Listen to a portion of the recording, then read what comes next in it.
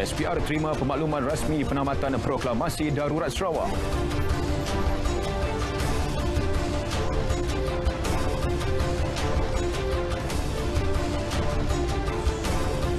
Deepavali disambut meriah di seluruh negara.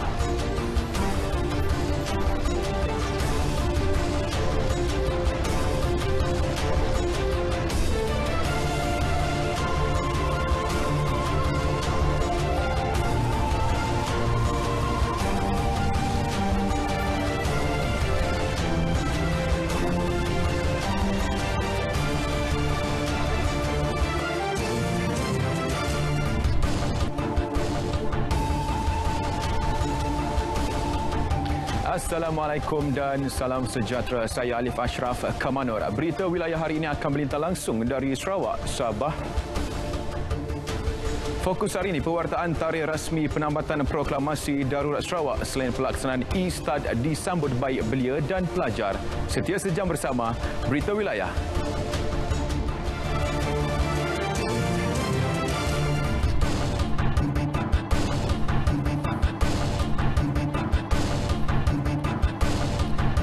Suruhanjaya Pilihan Raya SPR mengesahkan telah menerima pemakluman rasmi daripada Ketua Menteri Sarawak Datuk Patinggi Abang Johari Tun Openg berhubung penambatan proklamasi darurat Sarawak semalam.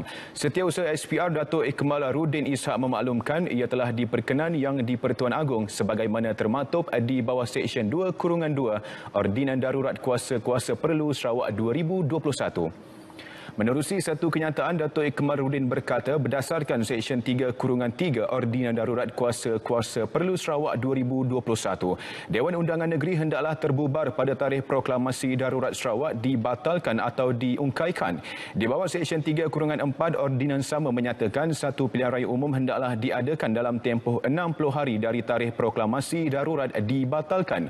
Justru SPR akan mengadakan mesyuarat khas bagi membincangkan mengenai pelaksanaan pilihan raya tersebut.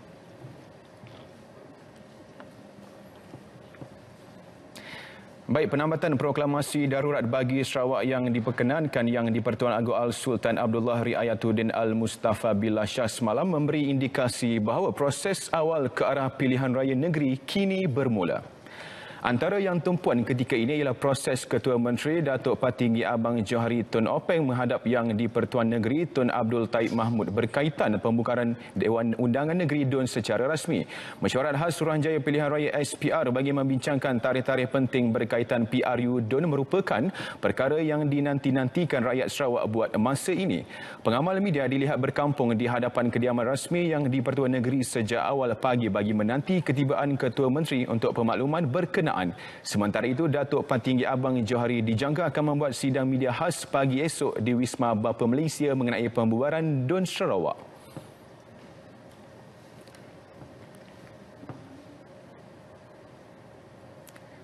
Saudara, sambutan Deepavali kali ini ternyata memberi sinar baharu kepada masyarakat Hindu. Manakala tidak, setelah lebih setahun sambutan perayaan keagamaan terbatas kerana tiada aktiviti kunjung-mengunjung dan rentas daerah mahupun negeri. Dan tahun ini Deepavali kembali menceriakan penganutnya lebih-lebih lagi saat menanti kepulangan individu yang dirindui. Wartawan Muhammad Shinasami ada butirannya.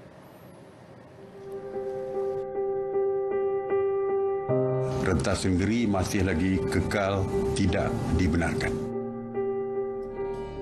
Saya mengumumkan bahawa rentas negeri dibenarkan oleh pihak kerajaan. Bagi Datuk Suresh Rao, beliau mengakui kepulangan anak dan individu yang dirindui adalah kegembiraan yang paling bermakna buat mereka sekeluarga. Kini, ketibaan mereka disambut dengan penuh kerinduan. Namun, prosedur operasi standard SOP tetap dijaga seperti memeriksa suhu anak-anak mereka sebelum memasuki rumah. Ia termasuk membuat ujian saliva bagi memastikan tiada jangkitan COVID-19 malah turut dilakukan sebelum mereka pulang semula selepas sambutan Deepavali. Langkah berkenaan selaras saranan Menteri Kesihatan Hairi Jamaluddin yang mahu setiap individu yang merentas negeri perlu membawa kit ujian saliva. So tahun ni baru kami dapat datang ke rumah saudara mara sebab tahun lepas kita dalam lockdown. So tahun ni kita dapat meraihkan, kami sangat gembira dengan family So tapi kami juga make sure kami follow SOP lah. So kita ada buat saliva test and also make sure kita follow semua SOP lah. Saya berasa amat gembira kerana dapat menyambut Deepawali bersama keluarga mara. Selain itu, kami juga mengutamakan SOP di mana kita memakai pelitup muka dan juga kita membuat saliva test kit. So, kita patut amalkan SOP dan juga kita jaga kita.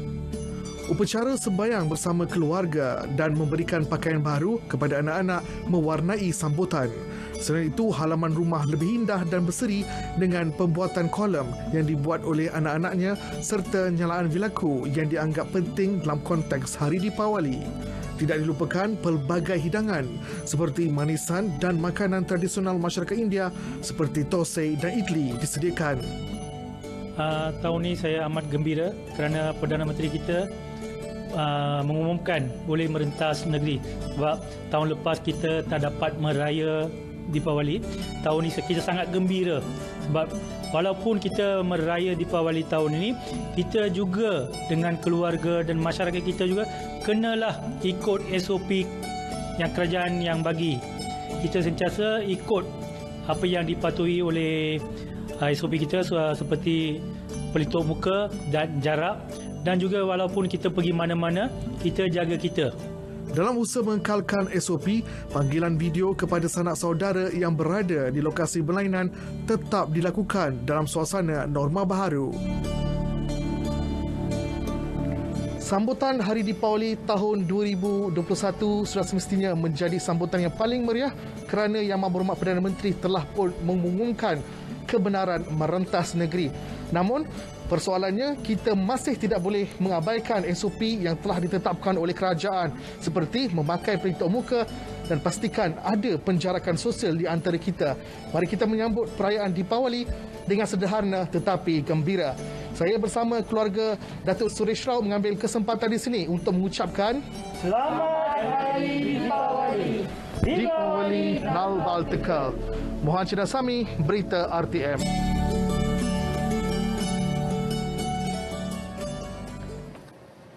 Baik, sejumlah 64,082 dos penggalak vaksin COVID-19 diberikan semalam menjadikan jumlah kumulatif kini sebanyak 471,689.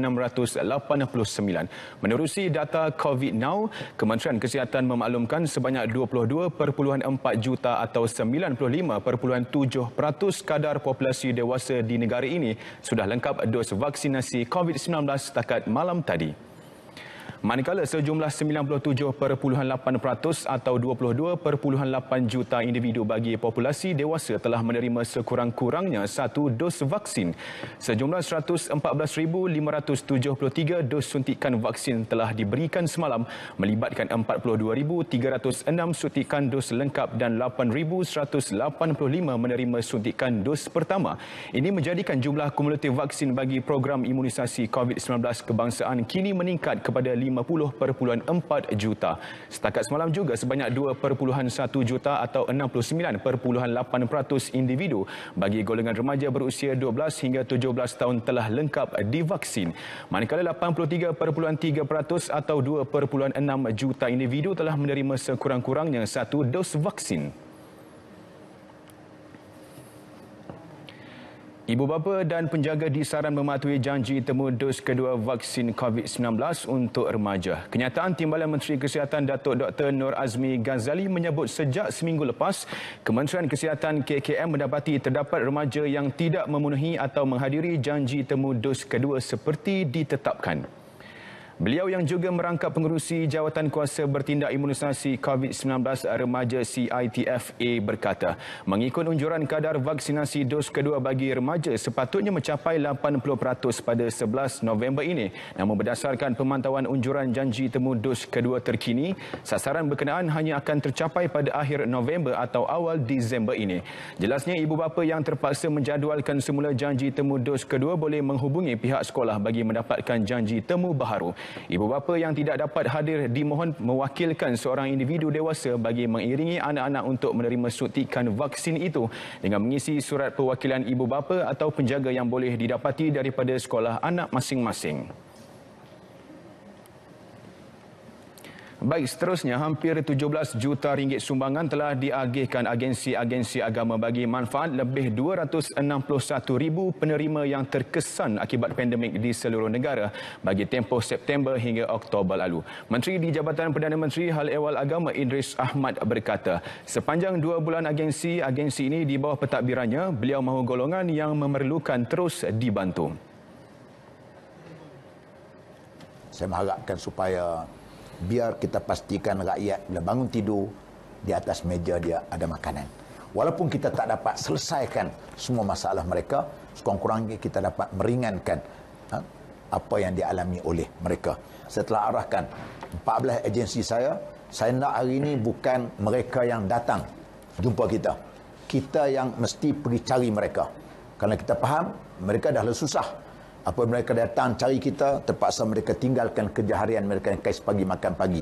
Yang keduanya mereka terpaksa membelanja kos transport dan sebagainya. Saya nak supaya kita yang pergi mencari mereka. Menuju 100 hari pentadbiran beliau, sebanyak 62 program telah dilaksanakan 14 agensi agama di bawah kendaliannya. Berbaki kurang dari 50 hari, beliau mengharapkan kesemua agensi agama dapat melaksanakan sejumlah 208 program seperti yang dirancang secara berkesan untuk manfaat ummah. Program-program ini katanya memfokuskan 5 inisiatif mantap yang diperkenal beliau, antaranya pemantapan mental, sistem pendidikan Islam, institusi keluarga dan sosioekonomi ummah.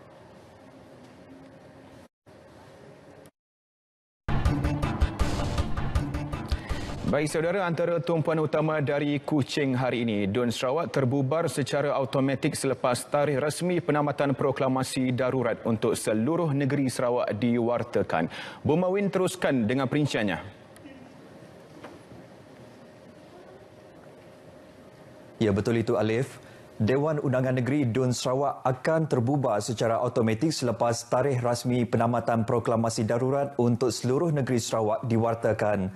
Menteri Muda Undang-Undang Hubungan Negeri dan Persekutuan dan Pemantauan Projek, Datuk Sharifah Hasidah Said Aman Ghazali berkata, pewartaan tarikh rasmi penamatan proklamasi darurat penting bagi memberi laluan kepada pilihan raya umum PRU DUN Sarawak ke-12. We need to see the official proclamation of lifting of the emergency, a gazette of the proclamation of ending of the emergency. There must be that sort of gazette. Beliau menambah selepas DUN Sarawak terbubar secara automatik dengan penamatan proklamasi darurat untuk seluruh negeri Sarawak, maka pilihan raya umum PRU DUN Sarawak ke-12 mesti diadakan dalam tempoh 60 hari. Ia juga akan membolehkan Suruhanjaya Pilihan Raya SPR mengadakan mesyuarat khas bagi membincangkan urusan PRU DUN Sarawak ke-12. Datuk Sharifah Hasidah berkata demikian kepada pemberita selepas menghadiri majlis menandatangani Memorandum Persefahaman MOU antara Hornbill Networks Konsortium Sendirian Berhad dan rakan niaganya dalam projek Samariang Avenue di Kuching. Dalam kenyataan Istana Negara semalam, Yang di-Pertuan Agong Al-Sultan Abdullah Riayatuddin Al-Mustafa Bilal Shah memberi perkenan menamatkan proklamasi darurat di negeri ini berikutan permohonan Yang di-Pertuan Negeri Sarawak Tun Pehin Sri Abdul Taim Mahmud pada sesi menghadap baginda di Istana Negara pada Selasa lepas. Kementerian Kesihatan Malaysia KKM bersama-sama Suruhanjaya Pilihan Raya SPR akan menentukan prosedur operasi standard SOP bagi pilihan raya umum DUN Sarawak ke-12. Timbalan Ketua Menteri Dato' Amar Douglas Sugambas berkata, sehubungan itu program pemberian vaksin COVID-19 di negeri ini tetap perlu diteruskan walaupun dalam tempoh pelaksanaan pilihan raya. Kita kena tunggu apa SOP yang akan digunakan pakai di negeri Sarawak. Dan kalau ada apa-apa SOP, seperti kita melihat di Melaka, dia memang ada mekanisme bagaimana dia nak menguatkuasakan SOP-SOP yang ditentukan. Datuk Amar Douglas Sugambas yang juga pengerusi Jawatan Kuasa Pengurusan Bencana Negeri JPBN Sarawak ditemui pemberita di Sepau selepas program kepolisan komuniti peringkat daerah kecil Sepau. Beliau menekankan kepentingan program pemberian vaksin diteruskan di negeri ini sekalipun dalam tempoh pelaksanaan pilihan raya. Kita boleh rancangkan kerana memberi vaksin termasuk booster adalah penting sekali. Ianya akan diteruskan sehingga sasaran kita tercapai. kita yakin apa-apa pun berlaku, ianya tidak akan mengganggu program pemberian vaksin kepada negeri Sarawak, khususnya bagi mereka yang layak untuk menerima booster dos. Sarawak mensasarkan pemberian 50,000 dos penggalak kepada individu yang layak. Baik, sementara itu, masyarakat di negeri ini akur dan menghormati keputusan yang di-Pertuan Agong Al-Sultan Abdullah Riayatuddin Al-Mustafa Billah Shah yang memberi perkenan supaya proklamasi darurat bagi Sarawak ditamatkan. Hasil tinjauan RTM di Bandaraya Kuching mendapati rata-rata mereka yang ditemui bersedia jika pilihan raya umum PRU DUN Sarawak ke-12 dilaksana pada bila-bila masa.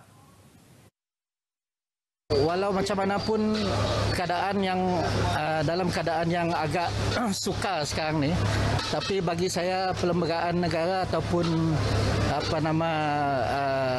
sesebuah negeri pilihan raya tetap kena dibuatkan jugalah untuk memastikan sistem demokrasi berjalan dengan lancar. Mengambil ke Ketua Menteri Abang Jo mengambil putusan yang bijak dalam menua Sarawak tu lah. Anang macam menua Sabah sebab harap kita eleksi ni lah arang kita lupa SOP lah. Anang nak ingat ke SOP dia di negeri Sarawak tu lah. Minta Bang Jo beri keputusan yang terbaik untuk situasi darurat inilah.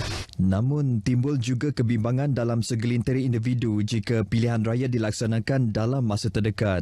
Buat masa tu hari, election kita tu silapat kita nak ada dulu. Boleh kenapa? Kes di Sarawak tu masih meningkat.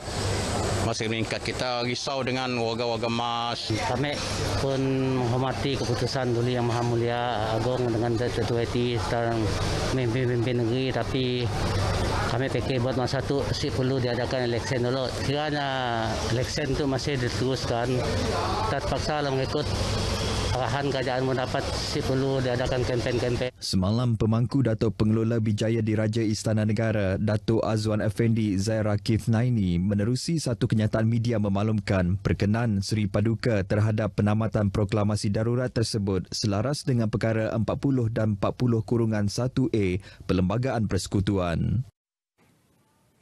Ketua Menteri Datuk Patinggi Abang Johari Tonopeng hari ini menyaksikan pemeteraian kontrak kerjasama di antara Brook Dockyard Engineering Works Corporation BDEWC dan Sarawak Shell Berhad SSB bagi kerja-kerja kejuruteraan, perolehan dan pembinaan struktur projek pembangunan gas lapangan Timi yang terletak 200 km di luar pesisir Sarawak.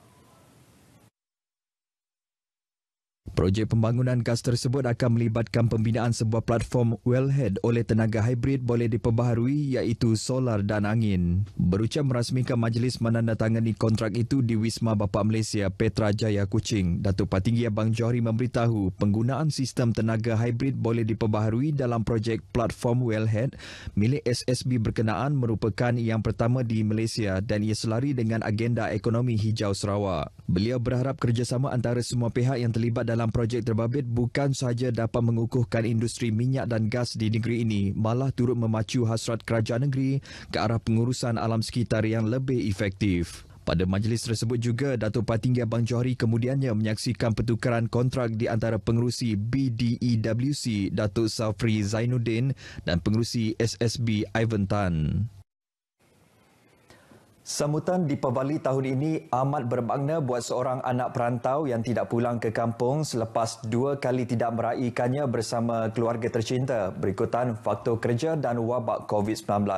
Sebaik sahaja pengumuman kebenaran rentas negeri bulan lepas memberi peluang kepada Dr. Dayanandan, anak lelaki Dina Karan, 29 tahun, pegawai perubatan dari Hospital Limbang, pulang bertemu keluarga di Kuala Lumpur. Disapa mesra dengan panggilan Dr. Daya, anak sulung daripada 2 beradik ini berkata tiada ungkapan yang dapat diluahkan sambutan Deepavali tahun ini. Perasaannya tidak dapat digambarkan dalam perkataan. Saya sangat gembira, hati saya melonjak dalam kegembiraan. Apabila saya pulang ke rumah dan tengok wajah ibu ayah saya, saya akan menangis.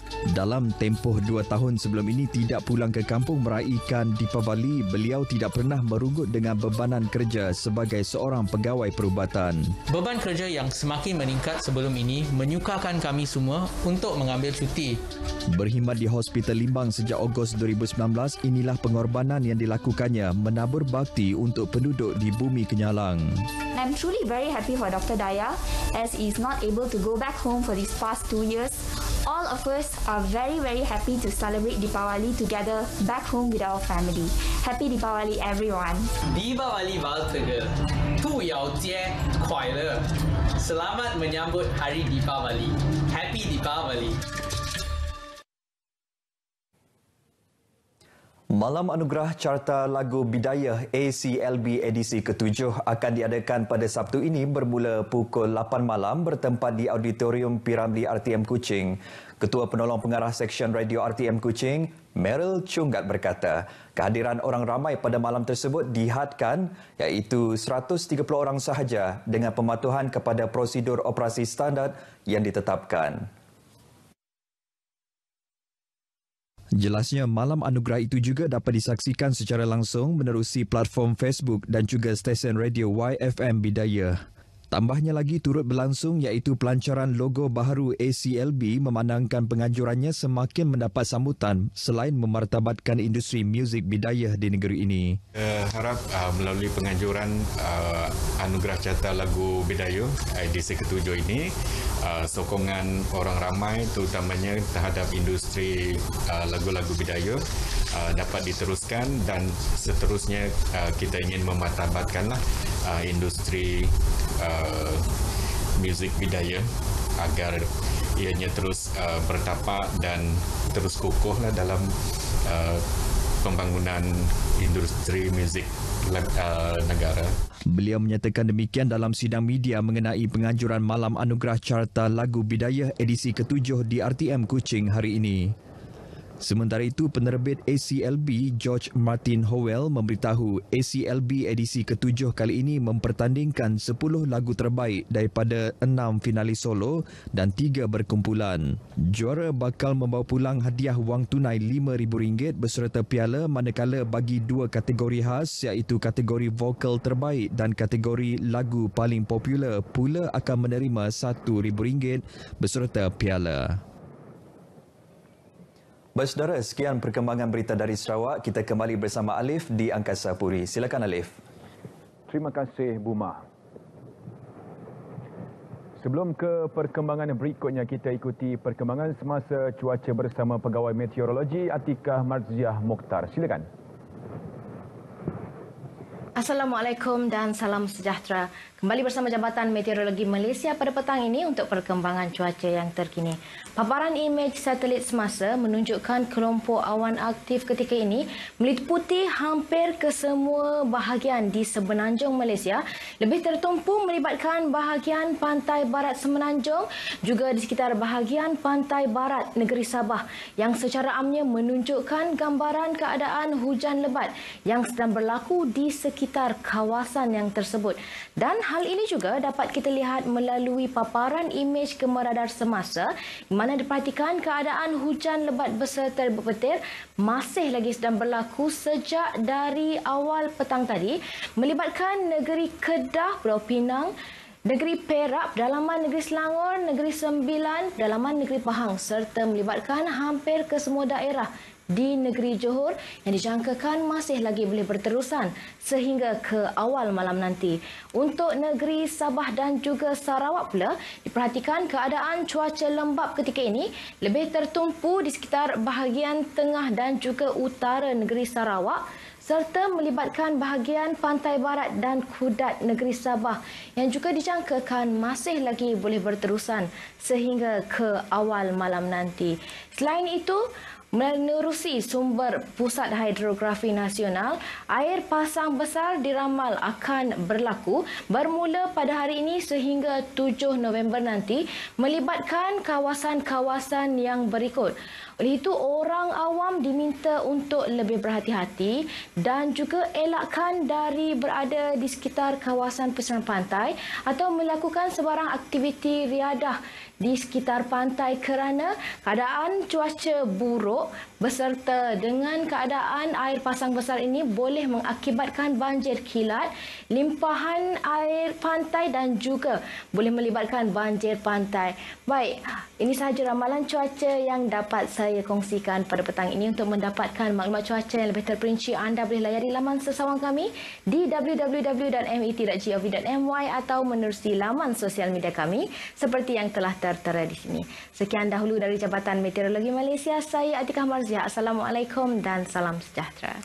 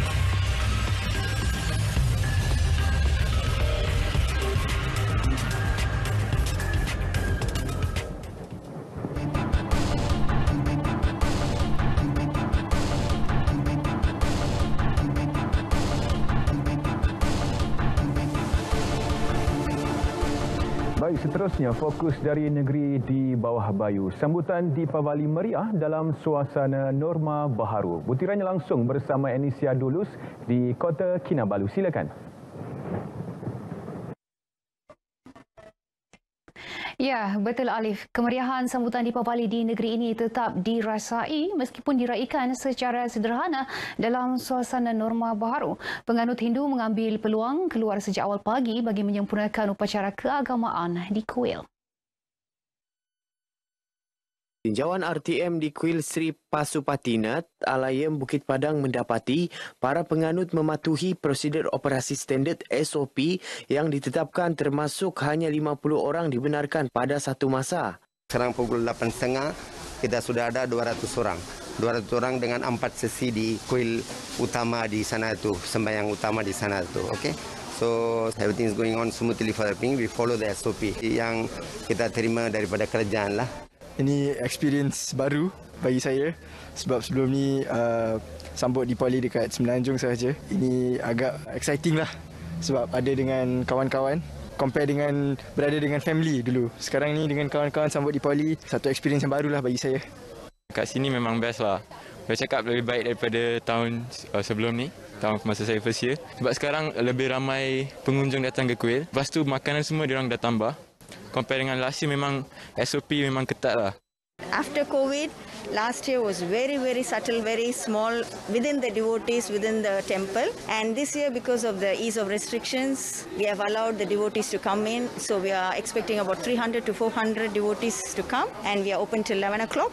And we are giving breakfast takeaway. Semalam kerajaan negeri mengeluarkan SOP bagi rumah ibadat bukan Islam yang memberi kemudahan kepada penerima lengkap vaksin COVID-19 sempena perayaan Deepavali hari ini. Bazar jualan Deepavali juga dibenarkan tertakluk kelulusan dan kawalan pihak berkuasa tempatan.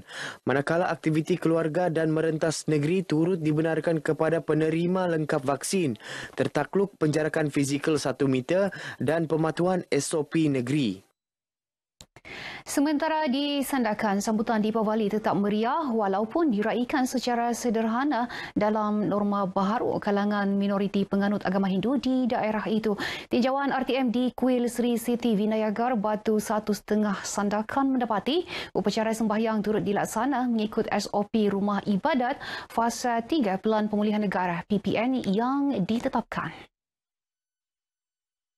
Ketika ditemui penolong bendahari kuil berkenaan, Murukesu M. Marga Pandu berkata pihaknya memberi penekanan kepada pematuhan SOP khususnya semasa upacara sembahyang bagi mencegah penularan COVID-19. Antara pendekatan dilaksana termasuklah membahagikan bilangan pengunjung mengikut kumpulan dan masa ditetapkan bagi mengelak kesesakan.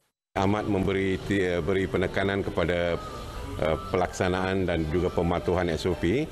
Jadi prosesnya sama seperti biasa, pendaftaran, kemudian upacara sembahyang akan jalan seperti biasa dan penjarakan sosial akan kami. Jaga sanitization juga kami akan patuhi. Sementara itu, pengunjung kuil yang ditemui bersyukur dapat menunaikan upacara sembahyang di Pavali meskipun dalam suasana pandemik COVID-19. Kali ini adalah kali yang kedua, tahun yang kedua kita merayakan Deepavali dalam norma baru. So, tahun lepas agak ketat sedikit SOP dia. So, tahun ini agak relax tetapi kita still ikut SOP and pelbagai upacara yang dilakukan kita ada had dan kita ada limit sendiri, capacity control. Sambutan Deepavali ke Sabah ni first time lah. Selama saya duduk ke Sabah ni setahun dah. Ini first time raya macam ni, tinggalkan keluarga, jauh daripada keluarga. Seseorang je sambut saya dekat sini. Rasa rindu ke family juga, tapi pasal pekerja kan. Bukan keluarga pun, tapi sama kaum. So rasa meriah tu ada. Dianggarkan terdapat 250 komuniti India di Sandakan termasuk yang menetap di daerah ini selain dari Semenanjung dan India yang bekerja dalam sektor kerajaan dan swasta. Pemimpin akar umbi khususnya Jawatankuasa Pembangunan dan Keselamatan Kampung JPKK di negeri ini diingatkan menjalankan tanggungjawab yang diamanahkan dengan penuh dedikasi. Ketua Menteri Datuk Seri Panglima Haji G. Nor berkata pelantikan mereka menerajui JPKK adalah satu amanah dan tanggungjawab besar yang perlu dilaksanakan sebaiknya bagi mewakili suara rakyat di peringkat akar umbi. Datuk Haji G dalam kenyataan berkata, pemimpin JPKK juga perlu sentiasa turun padang untuk mengetahui masalah penduduk di kampung atau mukim masing-masing. Pelantikan JPKK juga adalah untuk membantu kerajaan negeri merealisasikan aspirasi Pelan Pembangunan Hala 7 Sabah Maju Jaya SMJ yang bermatlamat memulihkan semula ekonomi dan untuk kesejahteraan rakyat di negeri ini. Ia termasuk membantu kerajaan menyalurkan bantuan kepada penduduk kampung yang terkesan akibat pandemik COVID-19. Kerajaan negeri membelanjakan kira-kira 1.2 bilion ringgit untuk membantu rakyat terjejas pandemik, termasuk bantuan wang tunai RM300 seorang secara sekali beri dan bantuan bakul makanan.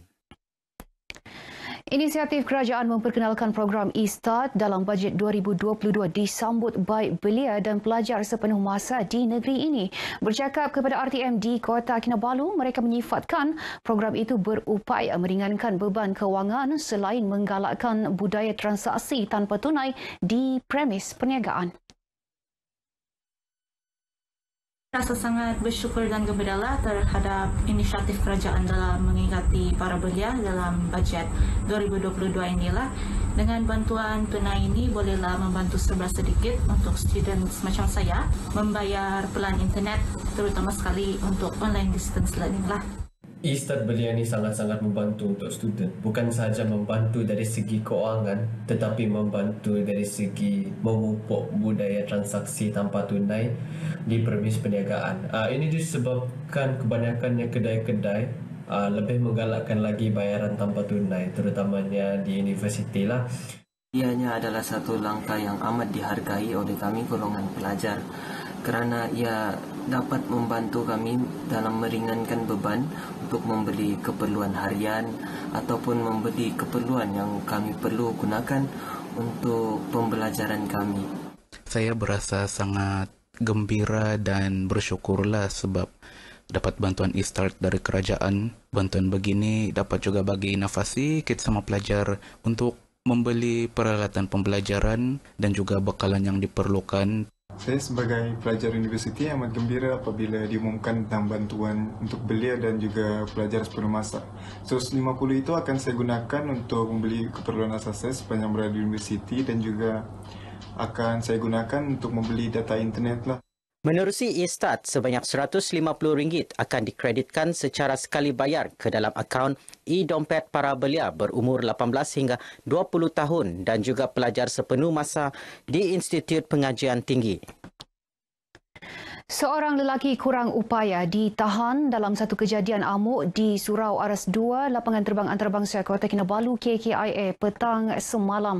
Dalam kejadian 2.30 petang itu, lelaki berusia 47 tahun tersebut mengamuk sambil melibas pisau kepada orang awam yang ingin menunaikan solat di surau berkenaan. Ketua Polis Daerah Kota Kinabalu ACP Muhammad Zaidi Abdullah ketika dihubungi RTM mengesahkan perkara ini berkata, dua anggota polis bantuan KKIA cuba menenangkan dan menangkap suspek selepas menerima maklumat daripada orang ramai. Namun salah seorang anggota mengalami kecederaan di jari akibat terkena pisau susulan suspek bertindak agresif. Siasatan awal mendapati suspek mempunyai kad orang kurang upaya OKU dari Jabatan Kebajikan Masyarakat kategori ketidakupayaan mental serta mempunyai kad janji temu rawatan di Hospital Bukit Padang. Suspek bertindak agresif dipercayai kerana tidak mengambil ubat atas masalah mental yang dihidapinya. Tiada kecederaan yang berlaku kepada orang awam. Baik, sekian perkembangan dari negeri di bawah bayu. Kami warga RTM Sabah mengucapkan selamat menyambut perayaan Deepavali. Berita selanjutnya kembali ke Angkasa Puri bersama Alif. Silakan Alif. Baik, terima kasih Enisha. Seterusnya, Labuan turut memasuki fasa 4 Pelan Pemulihan Negara PPN. Sambutan Deepavali disambut sederhana penganut Hindu dengan norma baharu. Tinjauan di Kuil Tiru Murugan mendapati penganut Hindu mematuhi SOP yang ditetapkan dengan kapasiti dibenarkan. Selain itu, rata-rata turut menggunakan peluang ini untuk mengunjungi sanak saudara dan juga rakan-rakan.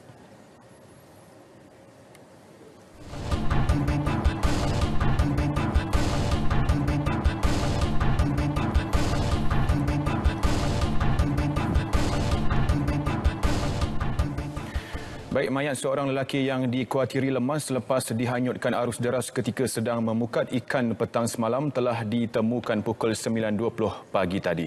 Mangsa Omar Ismail, 22 tahun yang berasal dari kampung Keluang Jitra, Kedah ditemui pada jarak kira-kira 3 meter dari lokasi dia dilaporkan terjatuh.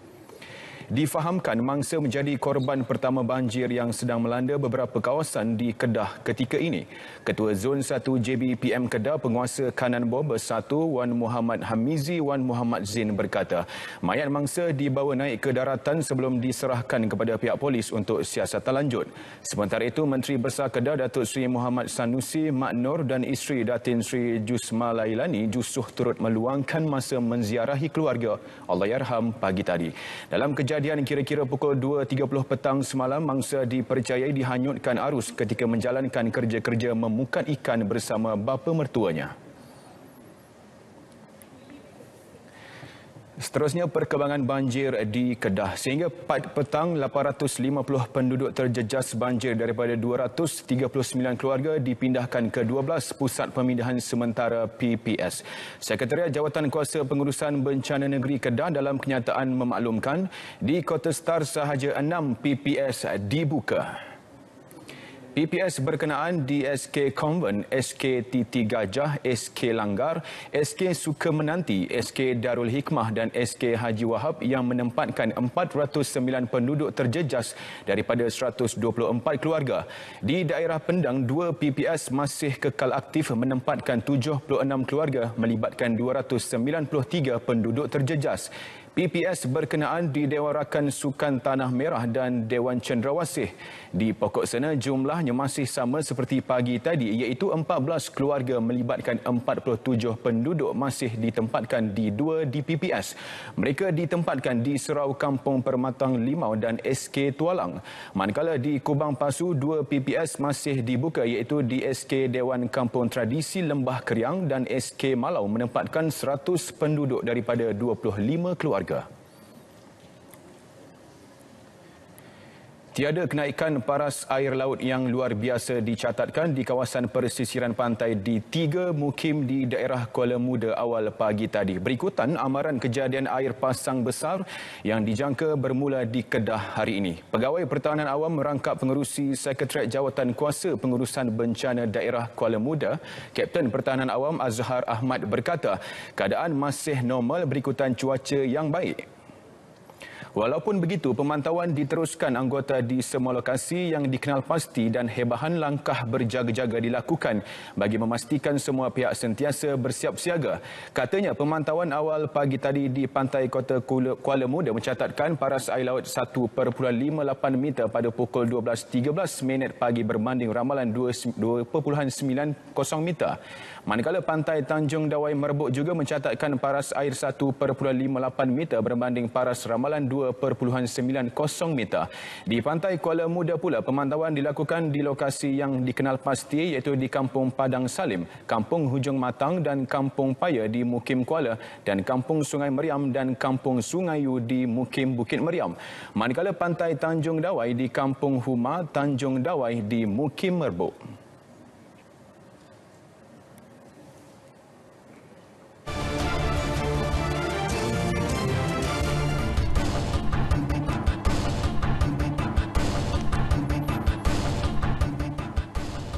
Baik, sambutan Deepavali di Pahang diraih sederhana namun meriah dengan pematuhan prosedur operasi standard SOP.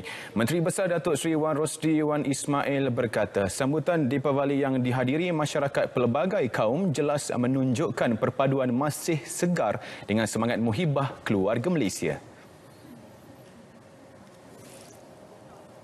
Dapati jelas menunjukkan bahawa perpaduan kaum sesama kita nampak begitu segar sekali, semangat muhibahnya begitu tinggi, dan hari ini dalam masa yang sama kita ada memberikan sedikit bantuan kepada mereka yang tidak bernasib baik.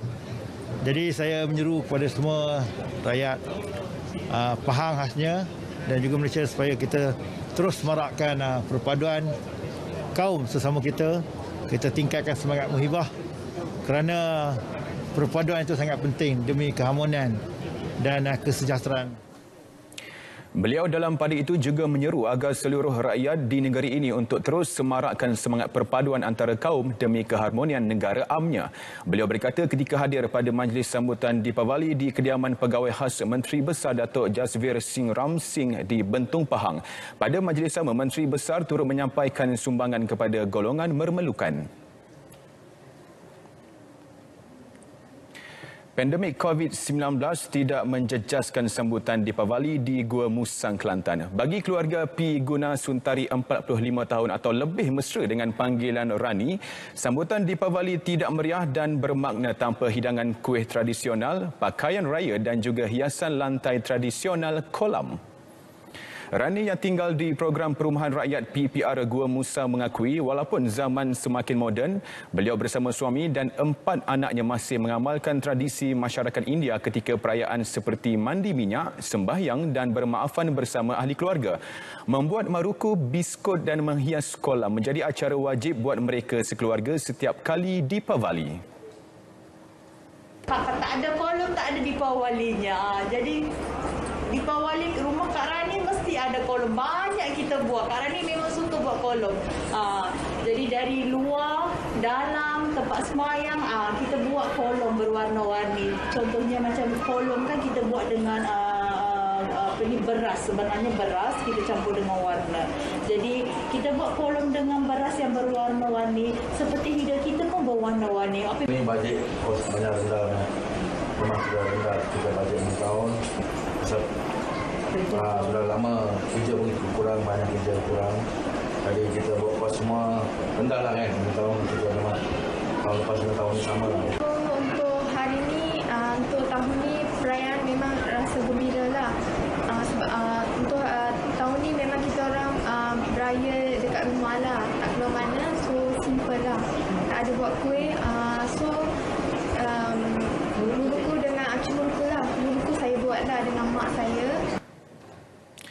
Dianggarkan 80 keluarga masyarakat India di Gua Musang menyambut Hari Deepavali hari ini.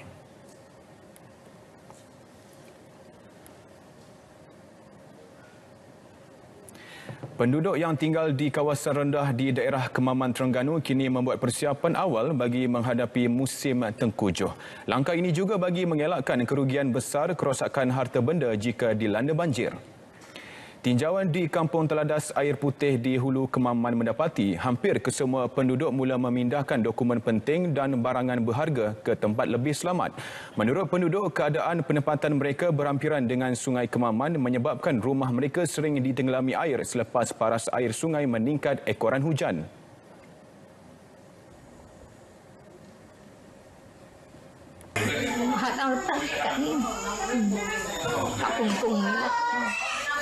Atas ni kegelang kau. Baru ni. Macam peti-peti buat naik atas ni kan. Lepas pot situ je lah. Kegelang tu. Bimbang lah. Cuba barang ni kena sipang buat naik lah. Sikit-sikit lah. Mana ada usaha tu.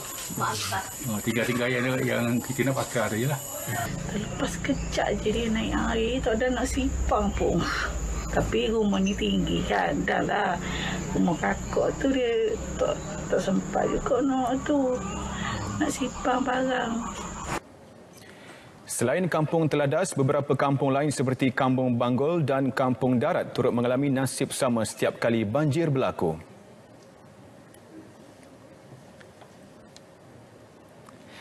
Saudara, bajet 2022 dilihat sebagai pendekatan dalam usaha mengimbangi ekonomi negara. Ini sekaligus menyuntik semula pendapatan rakyat dan perniagaan yang terkesan akibat pandemik COVID-19. Maisara Syafiin ada kupasannya. Memperkukuh pemulihan, membina daya tahan dan memacu pembaharuan. Menurut Pensyarah Kanan Fakulti Keusahawanan dan Perniagaan Universiti Malaysia Kelantan UMK, Dr. Hazria Hassan, ketiga-tiga paksi ini menjadi teras utama yang merealisasikan usaha mendepani pasca pandemik. Jelasnya, sejak PKP dilaksana tahun lalu, ada golongan yang terjejas apabila mereka kehilangan sumber pendapatan serta pekerjaan sekaligus memberi kesan terhadap ekonomi. Ini termasuk industri perusahaan kecil dan sederhana, PKS, serta industri pelancongan. Ada di antara mereka terpaksa gulung tikar dan menanggung bebanan hutang. Apabila kita dilanda oleh pandemik COVID-19, rakyat menjadi buntu lah dari sudut membuat ujian saringan kan ataupun rawatan kan. So di sini kerajaan mengambil kira kesusahan yang dialami oleh rakyat, kemudian memberikan satu asas ataupun jalan yang mudah untuk rakyat mendapatkan kemudahan kesihatan. Sebab kita tahu era pasca pandemik ni kemudahan kesihatan itu sama pentingnya dengan kemudahan yang kita inginkan dari sudut ekonomi. Peruntukan besar RM332.1 bilion yang diunjurkan dalam bajet kali ini memanfaatkan pelbagai lapisan masyarakat sebagai langkah pemulihan besar-besaran menstabilkan semula ekonomi. Sejumlah RM14.2 bilion dikhususkan kepada PKS diharap dapat membantu perniagaan di kawasan bandar dan luar bandar berikutan PKS disifatkan sebagai enjin pertumbuhan negara. Sebagai contoh untuk perusahaan kecil sederhana dari sudut perusahaan makanan, sebagaimana insentif untuk memajukan Bumiputera dari sudut perusahaan kecil sederhana dalam perusahaan makanan, contohnya kan halal, dari sudut halal. Kemudian dalam strategi yang melibatkan kesejahteraan sebuah keluarga Malaysia ini juga melibatkan dari sudut untuk membangunkan kesemua kaum di Malaysia. Bajet 2022 juga mesra keluarga Malaysia apabila golongan B40, golongan rentan dan juga OKU terus diberi perhatian dengan pelbagai insentif. Meskipun negara berada dalam fasa pemulihan kesan daripada COVID-19, namun belanjawan yang diumumkan kerajaan baru-baru ini diharap dapat menyokong dan memacu pertumbuhan ekonomi negara bagi membentuk keluarga rakyat Malaysia yang sejahtera. Maisara Syafiin, RTM.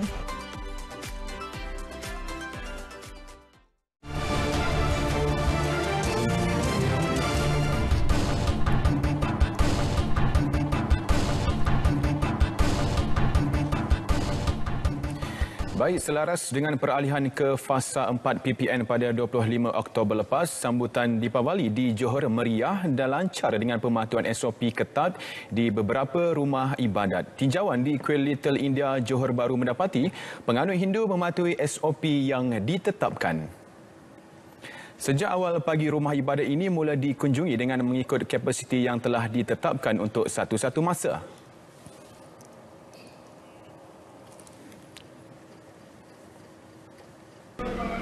Orang datang lebih dalam ikut SOP, dia ikut masa. Sebab kita pun telah beritahu diorang ikut kalau boleh staggering time. Ikut masa yang tertentu. So dalam atas lah ini lebih kurang dalam 100 hingga 150 orang. Itu saja. Tapi kapasiti kita 400 orang. So kita pun telah memaklumkan kepada penganut datang lebih kurang masa yang tertentu saja. Jadi tahun ni memang semua berasa meriah sikit kerana dapat merayakan Deepawali dengan keluarga kita. Oh, bersyukur kepada Tuhan lah kerana kita dapat berjumpa. Itu yang penting. Bagus.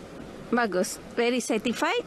Apa yang mereka lakukan SOP, kita kena scan MySejahtera. Lepas tu scan temperature, baru dapat naik atas. Di atas pun kita ikut SOP.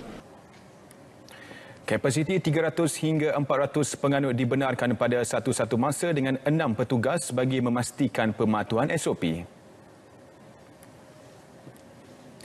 Baik, pasukan polis Marin PPM Wilayah 2 Johor menumpaskan sindiket penyeludupan tayar kenderaan bernilai RM697,759 menerusi 2 serbuan sekitar Johor Bahru. Serbuan hasil intipan dan pemantauan PPM Wilayah 2 yang mengekori sebuah lori mencurigakan keluar dari Singapura melalui Manggunan Sultan Iskandar Khamis lalu. Ketua Polis Johor Dato' Ayub Khan Maidin PC memaklumkan pihaknya menahan lori berkenaan di Plazatul Kempas pukul 5.35 petang dan menjumpai 727 biji tayar kenderaan pelbagai jenis. Pemandu lori berusia 56 tahun. Serbuan kedua di sebuah premis di Taman Seri Skudai. Seorang individu berusia 28 tahun yang merupakan majikan pemandu lori berkenaan turut ditahan. Siasatan mendapati suspek terlibat kegiatan membawa masuk tayar tidak bercukai dari Singapura ke dalam negara yang dipercayai telah beroperasi 7 bulan lalu. Sedang berkolaborasi rapat dengan pihak kastam untuk melihat di manakah ada kekurangan ataupun ketirisan. Kalau kita lihat daripada surat siasat awal kita ke atas pemandu lori ini, dia memang ada access card. Lori ini bila diisytiharkan masuk ke Singapura kosong. Bila keluar pun diisytiharkan kosong. Turut dirampas sebuah lori bernilai RM150,000. Kes disiasat mengikut 135-1 di Akta Kastam 1967. Penjarakan fizikal antara jemaah di masjid dan surau dikurangkan daripada 1.5 meter kepada 1 meter bagi Ibu Negara, Putrajaya dan Labuan. Pengarah Jawi Datuk Muhammad Ajib Ismail berkata, ketetapan berkenaan berkuat kuasa bermula waktu Maghrib hari ini dan perkara berkenaan telah mendapat perkenan yang di-Pertuan Agong Al-Sultan Abdullah Riayatuddin Al-Mustafa Billah Shah. Datuk Muhammad Ajib berkata selain ketetapan itu, kanak-kanak berumur 12 tahun ke atas serta warga negara asing yang mendapat vaksin lengkap turut dibenarkan menunaikan solat berjemaah di masjid dan surau. Majlis sosial seperti kenduri, sambutan perayaan dan perkahwinan dibenarkan di Dewan Masjid dan Surau bagi individu lengkap divaksin dengan 50% kapasiti ruang dan penjarakan fizikal. Murid tadika dan kafa juga dibenarkan menghadiri kelas pengajian yang beroperasi dalam premis masjid dan surau berpandukan garis panduan pengurusan dan pengoperasian sekolah.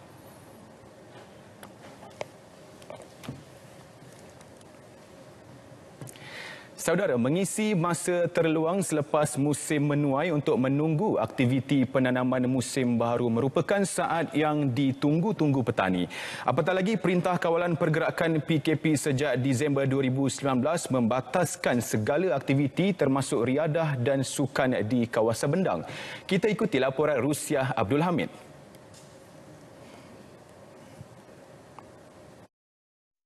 Program Jom Turun Padang di Pidalapan Tebengau Jerlun menawarkan pelbagai aktiviti termasuk pertandingan sekap ikan dengan mematuhi SOP. Penyelaras Dun Ketusi Putih Hayazi Azizan berkata sebanyak 30 kg ikan haruan dan 5 kg ikan keli dilepaskan ke dalam sawah untuk ditangkap menggunakan sekap. Dengan had masa 1 jam, peserta yang memperoleh berat timbangan tertinggi akan muncul sebagai pemenang. Lah. Jadi program ini kita gerakkan untuk memberi penghayatan terutamanya kepada masyarakat di dalam kawasan setempat dan juga masyarakat luar untuk menghayati tentang hidup Pak Tanu ini. Rata-rata peserta teruja dapat menyertai semula aktiviti berkenaan selepas sekian lama menunggu.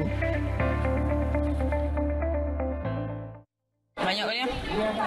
Di mana? Di kampung. Lepas tu di luar-luar belanja. Sebab apa masuk? Syok. Minat memang ni peminat. Suka ikan. Selain aktiviti serkap ikan, pertandingan memancing dan 7 botol turut diadakan. Program ini dirasmikan Ahli Dewan Negara, Datuk Osman Aziz.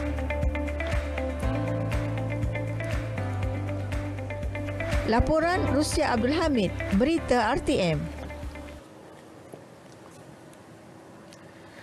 Baik, saudara, berita wilayah berakhir di sini. Keluarga Malaysia, terus amal kawalan kendiri, sentiasa patuh SOP, kita pasti menang. Yang sahih hanya di Berita RTM. Saya Alif Ashraf Kamanur. Assalamualaikum dan kita berjumpa lagi.